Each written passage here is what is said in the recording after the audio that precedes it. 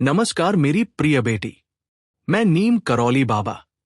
बेटी, तेरे सपनों का कारण क्या तू जानती है?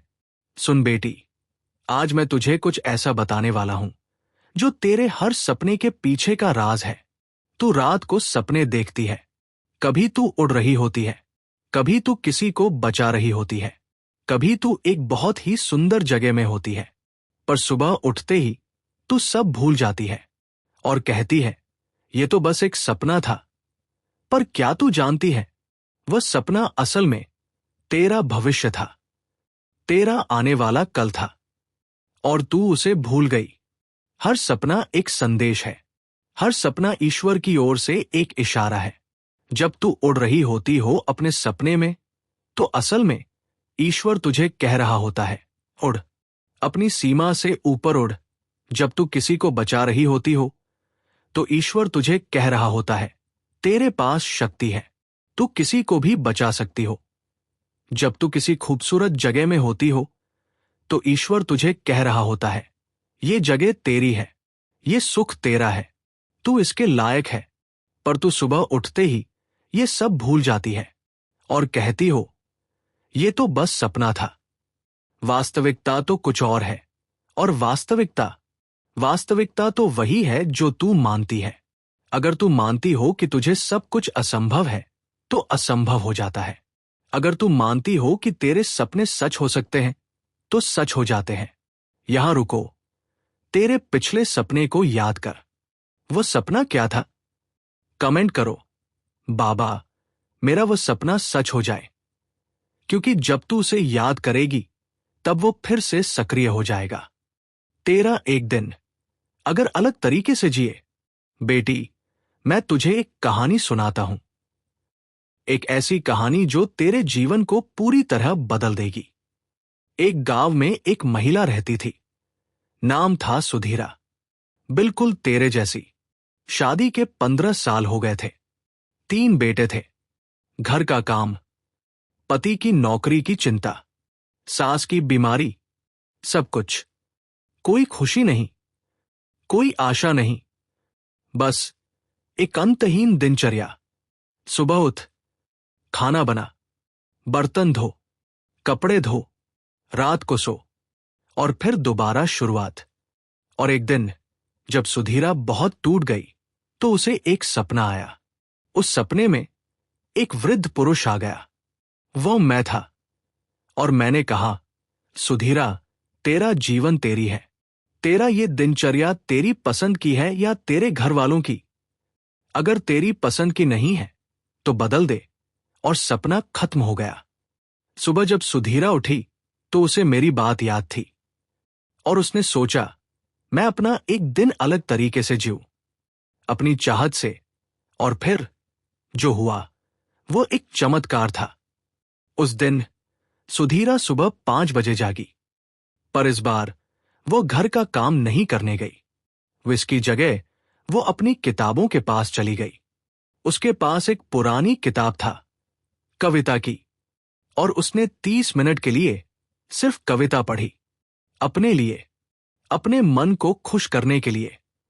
फिर वो 6 बजे रसोई में गई, लेकिन इस बार उसने सोचा कि खाना बनाना भी एक कला है, एक प्रार्थना है, और उसने अपने पति के लिए उसका पसंदीदा खाना बनाया, जबकि हमेशा वो बस कुछ भी बना देती थी। पर उस दिन खाना बनाते हुए वो खुद भी हंस रही थी, गुनगुना रही थी। दोपहर को उसके पास एक पड़ोसी आया। सुधीरा हमेशा उसे भगा देती थी, क्योंकि उसे काम बहुत होता था। पर उस दिन सुधीरा ने उसे चाय पिलाई, उसकी बातें सुनी, उसकी समस्या समझी। बस 1 घंटा, और फिर उसे अपने काम के लिए समय मिल गया। शाम को उसने अपनी बेटी, एक बेटी थी जो अब बड़ी हो गई थी, को फोन किया और उससे बातें की। पर शिकायत नहीं, प्रेम से। और वह बातचीत 1 घंटा चली।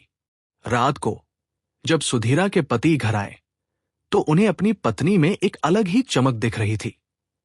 चेहरे पर खुशी थी, आंखों में नई ऊर्जा थी। पति को अचंभा हुआ। उन्होंने पूछा, क्या बात है, तुम आज बहुत अलग दिख रही हो। सुधीरा हंसी और कहा, कोई बात नहीं, बस मैंने एक दिन अपने लिए जीने का फैसला किया।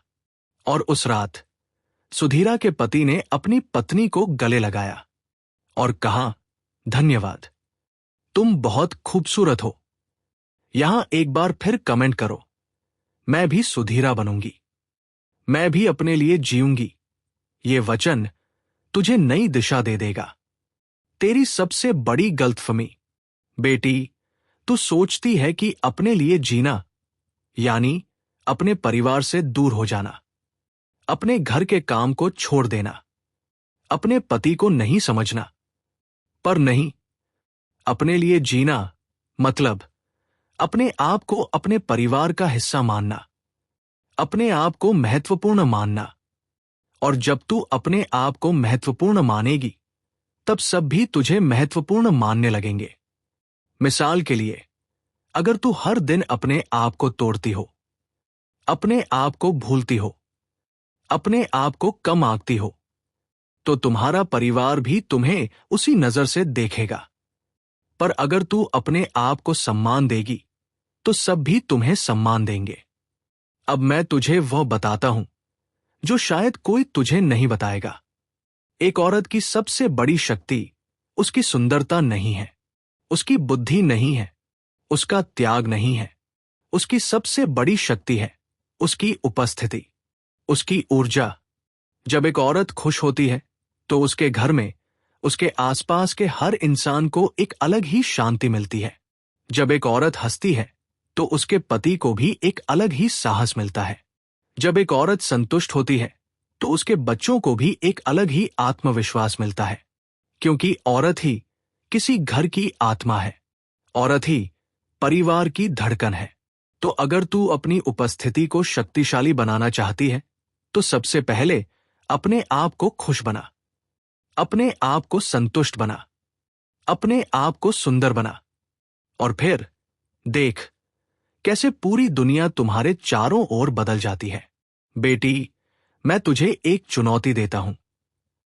अगले 7 दिनों तक हर दिन एक काम अपने लिए करना। कुछ भी हो सकता है, कुछ भी। एक किताब पढ़ना, एक गीत गाना, अपने लिए खाना बनाना, अपने बालों को संवारना, अपने आप से बातें करना, या बस 30 मिनट के लिए शांति से बैठना। कुछ भी, पर अपने लिए। और इन 7 दिनों में देख क्या होता है। देख कैसे तेरा घर का माहौल बदलता है, कैसे तेरे पति का व्यवहार बदलता है, कैसे तेरे बच्चों की समझ बदलती है। यहां कमेंट करो, बाबा, मैं ये 7 दिन की चुनौती स्वीकार करती हूं। ये वचन तुझे एक नई औरत बना देगा। बेटी, अगर एक औरत ये समझ जाए कि वह कितनी महत्वपूर्ण है, तो कोई भी शक्ति उसे नीचे नहीं ला सकती। इतिहास में देख, हर महान आंदोलन के पीछे एक औरत थी। राष्ट्रपिता गांधी के पीछे उनकी पत्नी कस्तूरबा थी। वीर सावरकर के पीछे उनकी मां थी। और आज भी अगर किसी का परिवार खुश है, तो उसका कारण एक औरत है। अगर किसी का व्यवसाय सफल है, तो उसके पीछे एक औरत की समझदारी है। तो बेटी, तू सिर्फ एक घरेलू महिला नहीं है, तू एक रणनीतिज्ञ है, एक मनोवैज्ञानिक है, एक शिक्षिका है, एक चिकित्सक है। तू सब कुछ है, पर तू ये नहीं जानती, और इसीलिए तू अपने आप को कम आंकती है। अब मैं तुझे एक अंतिम परीक्षा देता हूं। यह परीक्षा तुझे बताएगी कि तू सच में बदलने के लिए तैयार है या नहीं। इस वीडियो को अभी से बंद मत कर, पूरा देख, फिर किसी को शेयर कर, सिर्फ एक को, एक ऐसी महिला को जो अभी भी दुखी है, अभी भी टूटी हुई है, और उसे कह, बेटा, तेरे लिए एक संदेश है बाबा की ओर से। और जब तू ये करेगी, तब देख कितनी खुशी तुझे मिलेगी, क्योंकि किसी को बचाना, किसी को रास्ता दिखाना, यही तो एक औरत की असली शक्ति है। अंतिम संदेश। जय श्री राम। जय बजरंगबली। जय नीम करौली बाबा। बेटी, तेरा समय आ गया है। अब तू खुद को पहचान। अब तू अपने आप को सम्मान दे। अब तू अपने आप को प्रेम दे, क्योंकि तू ही अपने भाग्य की रचयिता है। आखिरी बार कमेंट करो, मैं एक औरत हूं, मैं शक्तिशाली हूं, मैं अपने लिए जीऊंगी।